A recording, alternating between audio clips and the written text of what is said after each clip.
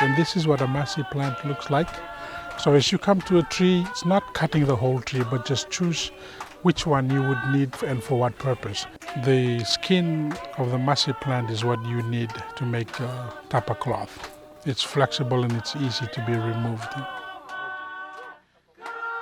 Before, we used only farming to earn money, and now we've got a lot of skills, so we make flowers or earrings, or we have to paint a lot of things. We earn a lot of money, especially for our kids and especially for our life in our family. New clothes for the kids and my new dress.